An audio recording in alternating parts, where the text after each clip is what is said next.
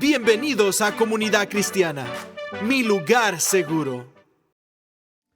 Muy buenas tardes, qué bueno que te conectas una vez más en estos jueves de Hablemos Claro, esta serie de temas con el pastor Gamaliel, que está aquí con nosotros ya. Bienvenido, pastor. Gracias a Dios, ya estamos aquí.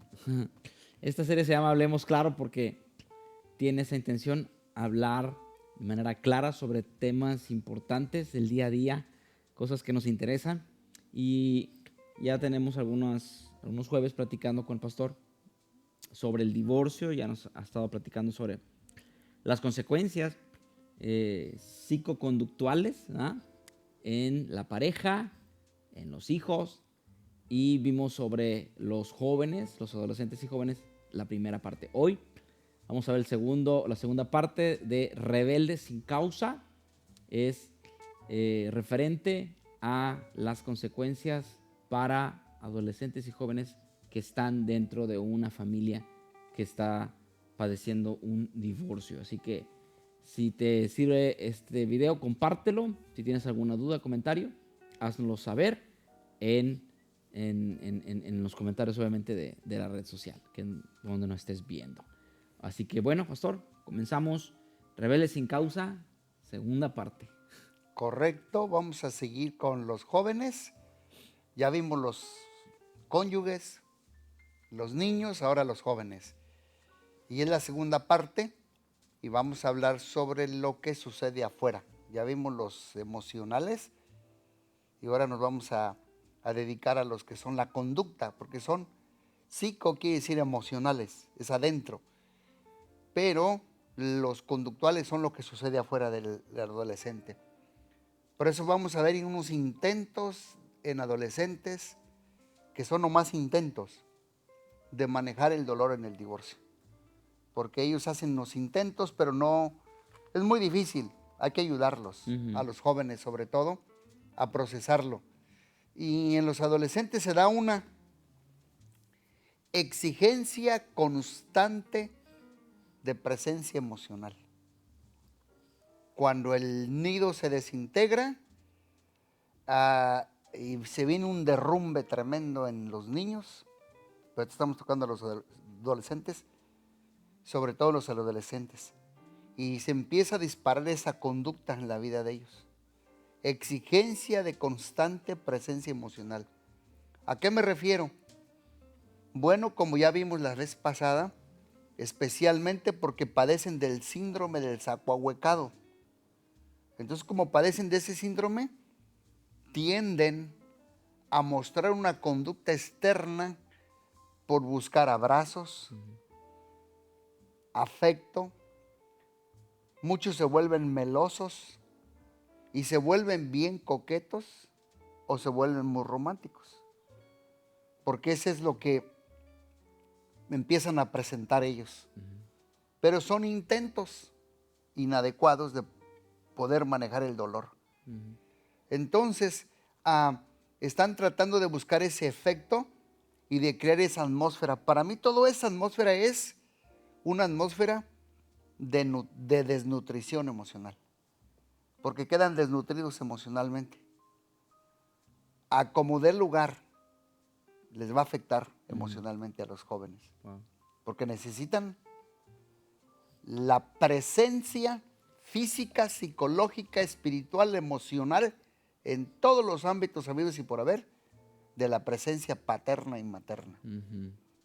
Entonces, por eso se tienden a esta conducta de la exigencia constante de presencia emocional.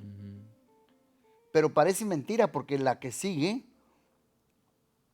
parece lo opuesto, que evita crear lazos emocionales. Okay. O sea que caen en una ambivalencia. Me imagino que evitan eso porque a fin de cuentas se tienen que volver a apartar o a desconectar de ellos. Entonces quiere esa conexión, pero como que la evita por el dolor que involucra, ¿no, pastor? Exactamente.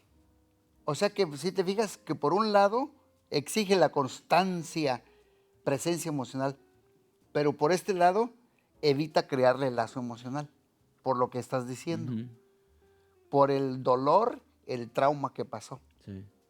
Entonces, expresan cariño, pero a su vez no quieren tener cariño, porque tarde o temprano les trae dolor, Sí.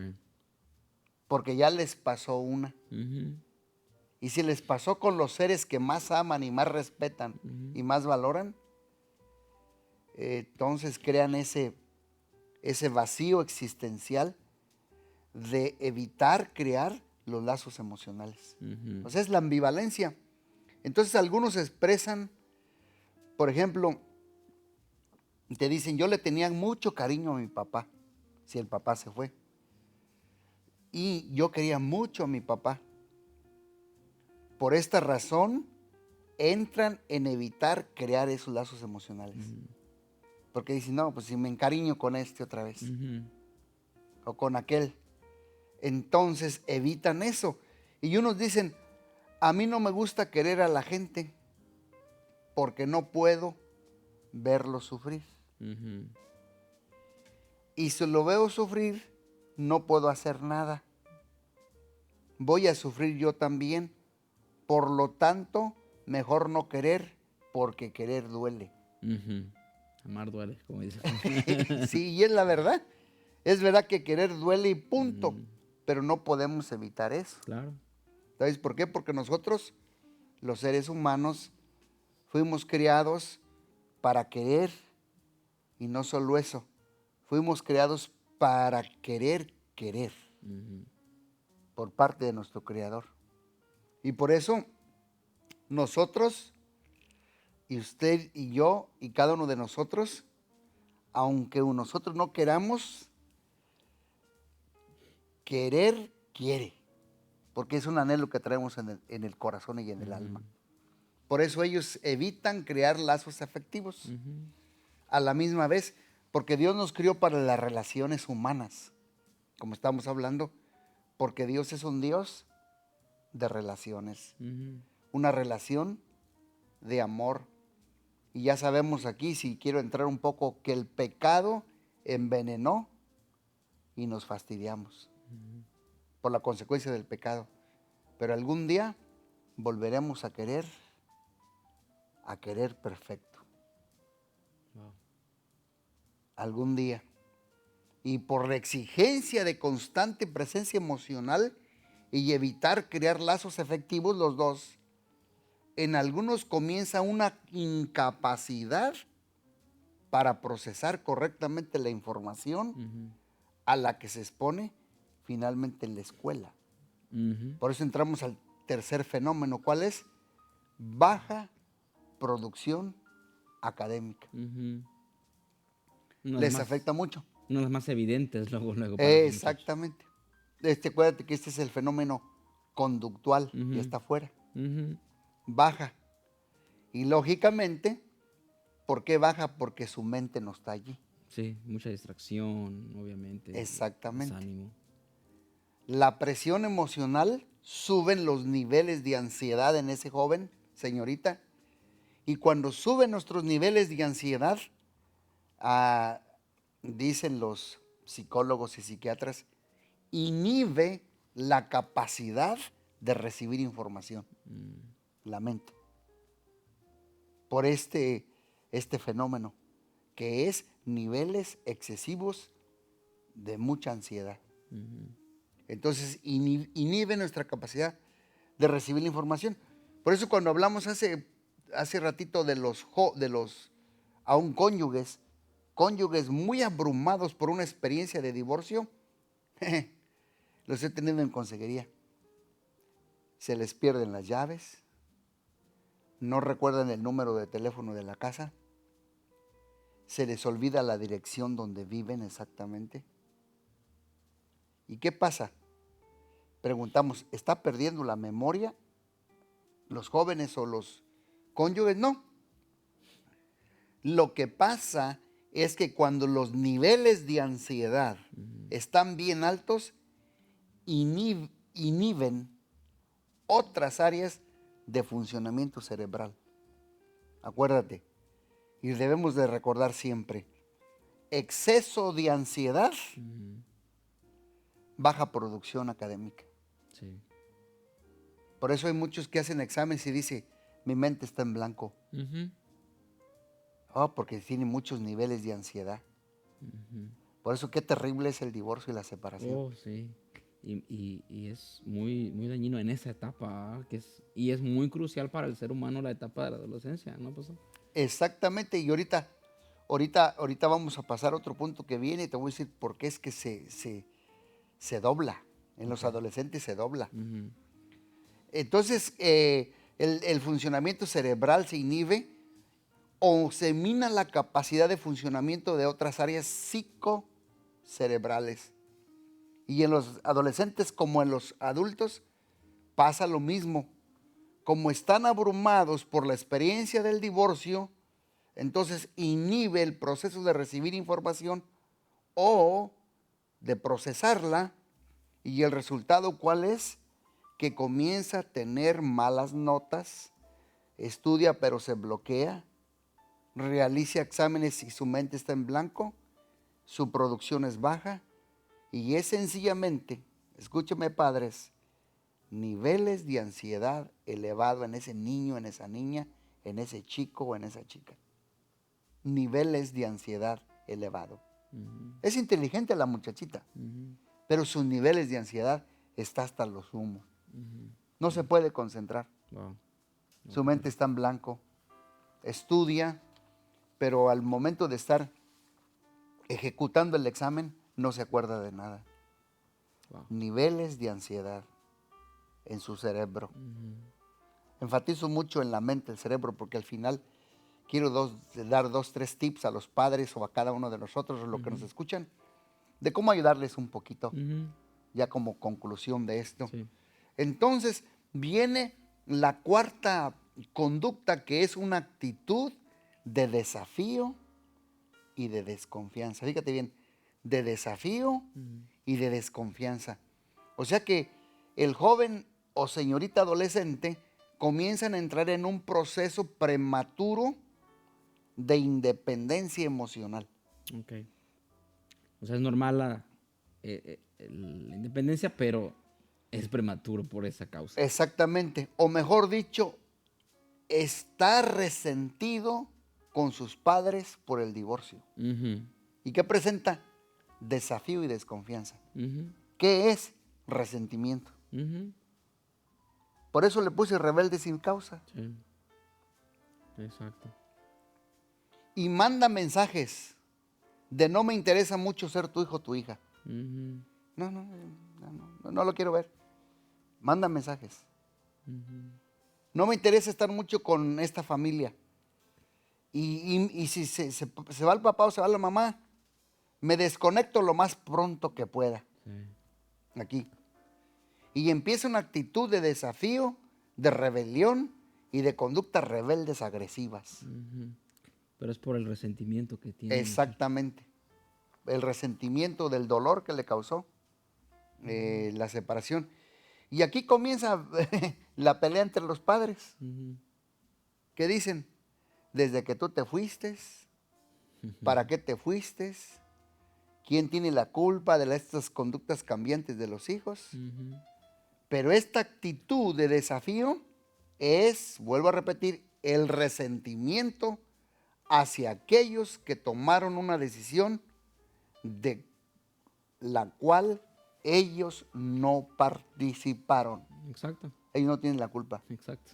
No les preguntaron. no les preguntaron. Y les golpea terriblemente esto, Ujú. pastorales. Sí. Tremendo a los jóvenes.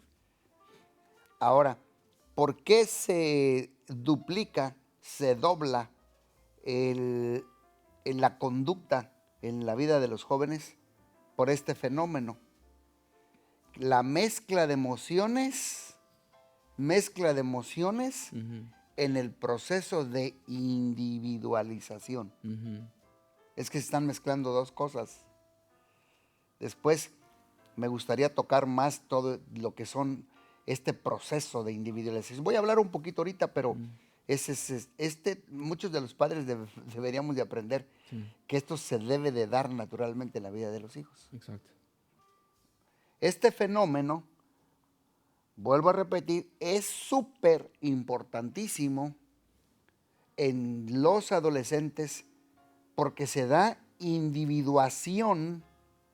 ¿Y qué es esto? Antes de ser adolescente, era un niño.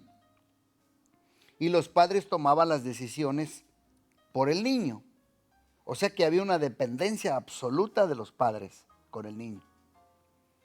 Pero de pronto el joven o la señorita al entrar a la adolescencia, hay un cambio. ¿Y qué pasa aquí? Que el niño o la niña, que ya es adolescente, comienza a descubrir que tiene un yo independiente. Él solito lo empieza a descubrir. Ah, caray. Que tiene un yo independiente que puede tener pensamientos o sentimientos distintos a papá y a mamá. Y ahí es donde los papás dicen, ah, caray, ¿ya me lo cambiaron? No, es el proceso de individualización que se debe de dar. Y es allí, si no los dejan, es allí donde muchos, allí es donde salen chispas. Sí. Es un rebelde, es esto, es aquello. No, está en su proceso de individuación. Exacto. Es muy natural. Todos pasamos por ahí. Todos pasamos por allí. Y que él se da cuenta que él puede opinar diferente, pensar distinto y comienza a jugar en este proceso de ser yo. Por eso se llama la mezcla de emociones en el proceso de individuación. Y la mejor manera de él, el joven o la señorita, probarse de que yo soy yo, es haciendo lo contrario a aquellos que decidieron siempre por mí. Exacto. No está rebelde, no. Es una manera de probarme. Es que yo soy yo. De que puede pensar Y la mamá, diferente. no, aquí siempre vas a ser así. Oh. Y es que yo soy yo. Es que esta es mi individualización. Entonces es una manera de probarse el joven o la señorita que tiene un yo propio y que puede pensar diferente. Claro. Por eso, volviendo a lo mismo, es súper importante ganarle el tiro al enemigo. ¿Cuál? Hay que disciplinar, corregir cuando son más pequeños. Sí. Porque aquí ya hay que negociar. Y muchos quieren disciplinar en esa edad y ya no. No. El ancho, uno se los da como padres cuando son pequeños. Uno marca el ancho. Uno marca los linderos. Ya cuando son más jóvenes ya se brincan la tranca. Sí. Hay que recorrer un poco la cerca. Este es un arte. Después me gustaría hablar más de eso. Estaría muy bien, pastor. Y por lo tanto comienzan a llevar lo contrario a los padres y se rebelan contra toda autoridad. El fenómeno de la juventud es síntoma de rebeldía o los jóvenes son rebeldes. Sencillamente es que la juventud y la adolescencia trae un proceso, el yo cobrar conciencia de que tengo un yo. Pero decimos, no, rebelde. No, es cobrar conciencia de que tengo un yo. Y la mejor forma de que el adolescente reafirma su yo es haciendo lo contrario a los que deciden siempre por él y me dicen que haga y esperen lo que yo debo de hacer. Entonces es llevar la contra. Sí. Tremendo, ¿no? ¿Y cuál es el resultado? Me pongo rebelde con la maestra, soy respondón y todo lo que sea autoridad me voy a rebelar, dice el joven. Y es un intento de reafirmar que yo soy un yo distinto y aparte, que tengo capacidad de pensar y sentir distinto. Por eso si el padre lo instruya cuando es niño, cuando fuere niño, está bien de joven ya, pero no, cuando fuere niño, allí quedará tatuada la palabra de Dios. Y se hacen así, se ponen bronquillos, pero te voy a decir, regresan, porque regresan. Sí. Okay. Pero cuando no los marcaste, si no los sumergiste con la palabra, los principios y todo eso, los va a golpear terriblemente. Wow. Wow. Porque ya son jóvenes y Ujú. están buscando su yo propio. Así es que es normal que los jóvenes jueguen con un proceso de individuación, pero un adolescente que está pasando, ahí ya voy, Ujú. por un divorcio, el fenómeno se intensifica. Es exponencial de eso. Son las dos. Ujú. Pasando el divorcio y el proceso de individuación Ujú. se intensifica. Ujú. Este fenómeno se intensifica y se podría esperar mayor cantidad o mayor por ciento de conductas de rebeldía o resentimiento de un adolescente. Mayor. Si hasta aquí, más. Espéralo. Por eso le digo a los papás, piensen bien. Pastor, una pregunta. Yo sé que ah, pues, la Biblia no nos anima al divorcio, salvo en algunos casos. Pero yo sé que algunas parejas pudieran tener esa situación de que teniendo ya niños pequeños, están en una situación de divorciarse por la razón que sea. No necesariamente por las razones correctas, ¿no? ¿Es aconsejable? Yo sé que no es lo ideal, pero usted en su experiencia, ¿es aconsejable decirles, por lo menos espérate a que tus hijos crezcan? Porque ya usted nos platicó todas las consecuencias en los niños, en los adolescentes. Entonces, hay parejas que a veces esperan hasta, porque a veces los hijos se gradúan o se casan y de pronto, ¡pum!, se separan los papás. Por un lado es sorpresivo, pero por otro dice, bueno, ya sus hijos ya son mayores, no los golpeó tanto. Pero realmente, aunque no es lo ideal, obviamente, no lo es, nunca un divorcio, una separación. Pero puede ser así como que por lo menos esperan a que sus hijos crezcan o qué sé yo, o de plano es inminente cuando ya una pareja ya ha decidido separarse. Se sugiere, se aconseja, se busca todos los caminos, la respuesta, los consejos habidos y por haber, que no se separen. Ujú. Entonces yo siempre les digo, mira, tienen 5 tiros, vamos a gastar este. Me ha sucedido mucho. Vamos, espérame, este año vamos a trabajar en este. No, vamos a gastar el segundo tiro. Ya el quinto tiro, ya hay veces que yo ya no puedo hacer nada y Ujú. se me va de las manos. Pero yo lo uso como el quinto tiro. Ujú. Pero yo le busco por aquí, le pico por acá, le jalo para acá. Terapia, consejería, orar, romper ataduras, traerlos a un proceso de consejería por separado, consejería familiar, leer, escuchen este material. Hay que buscarle todo habido por haber, Sí. sobre todo los niños tan pequeños. Solo en casos, como tú dices, donde hubo amenazas casi de muerte, Ujú. golpes de muerte y Sí, así, sí, sí, córrele por tu vida, claro. huye por tu vida. Pero sí es aconsejable buscarle, lucharle, pelearle, ayudarles en todo lo que uno más pueda. Ujú. Me ha sucedido mucho y yo le doy gracias a Dios porque la mayoría sí se han logrado, pero hay unos casos que ya al último pues uno se los deja a las manos de Dios. Lo único que yo les digo, yo estoy aquí para la unificación de la familia, no para la fragmentación de la familia. Somos nosotros unificadores, Ujú. rescatadores de familias, Así es. no fragmentadores de familias. Ujú. Hay que siempre buscar eso. Ujú. Y al último, cuando no se puede, tú te paras como una voz por los niños Sí. y buscas todo lo que se pueda hacer por ellos, hasta lo que está al alcance de nuestra mano, para que no sea el golpe tan fuerte. Ujú. Que va a haber golpe a fin de cuentas, Sí, ¿no? sí, va a haber golpe.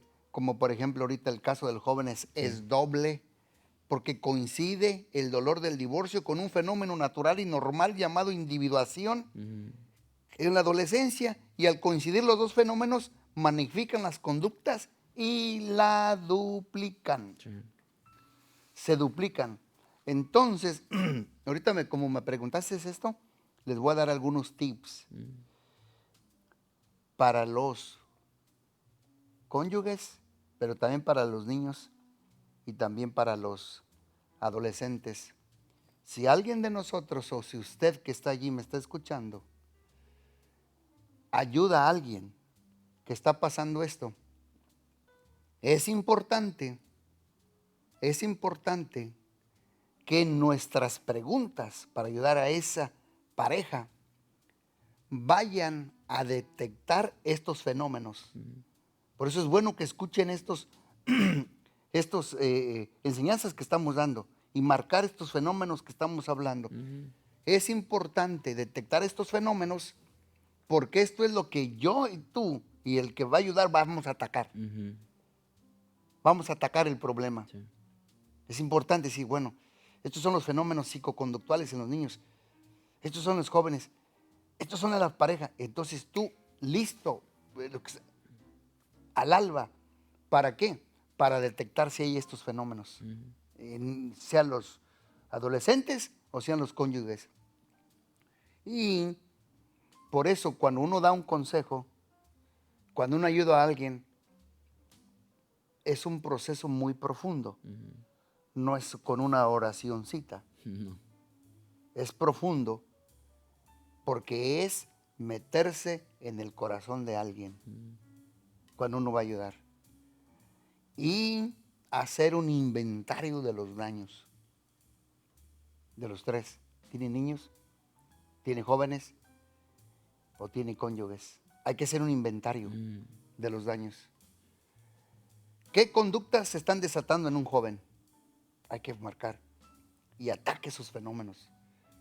Detecte qué fenómenos emocionales se dan en los niños. Hay que atacar para atacar esos fenómenos. Tanto en los niños como en los jóvenes. Porque niveles altos de ansiedad, porque están pasando mucho nivel alto de ansiedad tanto los niños como los jóvenes como los cónyuges. ¿Qué podemos hacer? Porque se van a desatar estas conductas. Bueno, si son cónyuges, yo siempre les he dicho esto, por lo menos a la semana,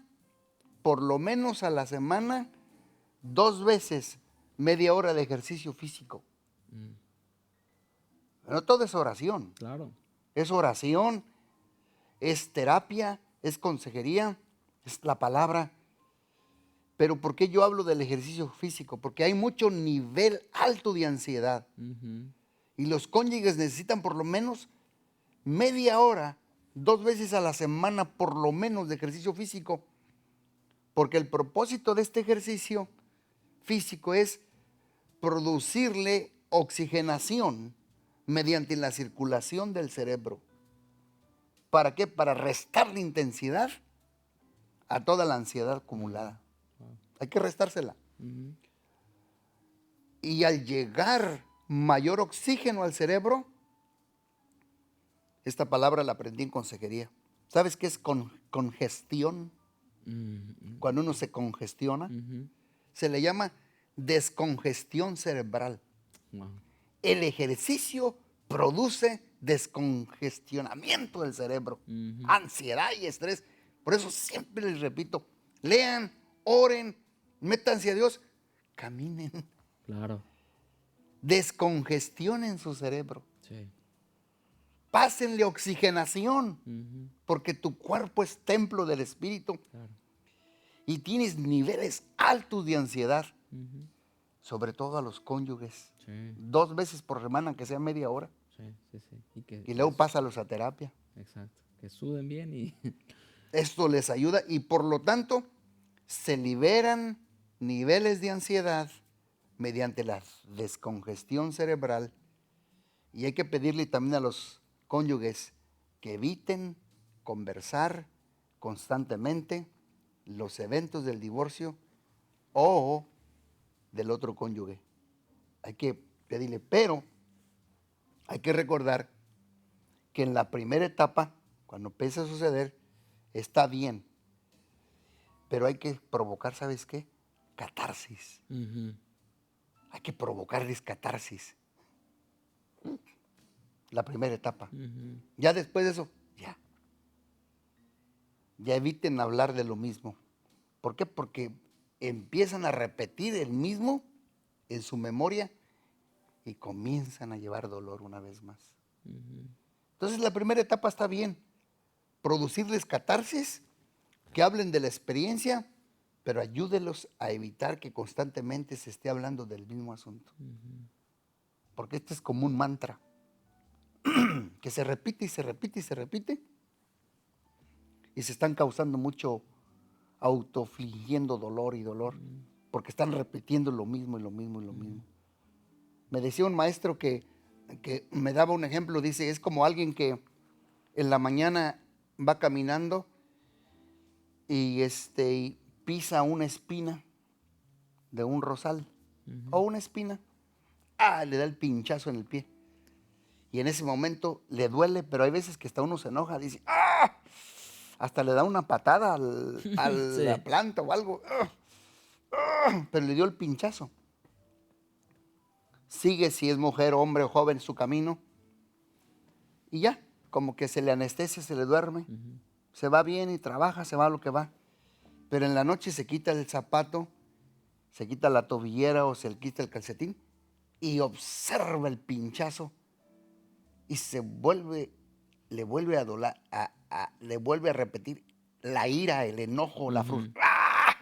Mira lo que me pasó. La pregunta es, ¿se le volvió a enterrar la espina o repitió lo que le pasó? Exacto. Muchos de nuestros problemas, ese es el problema, porque repetimos y repetimos y repetimos lo mismo, lo mismo, lo mismo. Es en la mente. Exacto. Entonces hay que ayudarlos mucho a que drenen y bajen un poco los niveles de ansiedad para que puedan ellos tener un poco más calma y más paz y que puedan recibir mejor la terapia. Wow. Tanto a los niños como a Sí. los adolescentes, como a los cónyuges. Y sobre todo ayudar a los padres, porque ellos van a ayudar a sus hijos. Exactamente, exactamente. Porque esto es una cosa, un derrumbe tremendo. Sí. ¿Te imaginas que se va el papá y se quedan los niños acá o se van con él? No sabemos. Pero luego con que ya le están introduciendo otra persona diferente. Ese es todo un tema también. Sí, ese es terrible. Wow. Ya ni le quiero entrar por allí. No, es otro tema Pero que Dios terrible. nos ayude.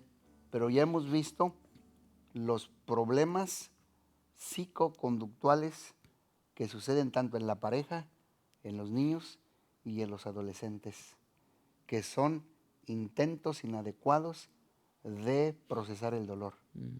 Sí se puede, con la ayuda de Dios, con un buen proceso terapéutico, porque tú y yo, pastorales, nosotros somos gente terapéutica. Jesús era un agente terapéutico. Por eso le seguía mucha gente lastimada, dolida. En la mañana leí la Samaritana. Ella venía muy dolida. ¿Y cómo le tocó Jesús, verdad? Le tocó su corazón, sus emociones. Cuando le dijo de su marido, tráeme a tu marido. Jesús sabía. Dijo, ay, no tengo marido. Dice, no sé, no. Dice, 5 maridos has tenido. Y el que tienes ahorita no es tu marido. O sea, diciéndole, ya lleva 6. Pero te voy a presentar a alguien diferente.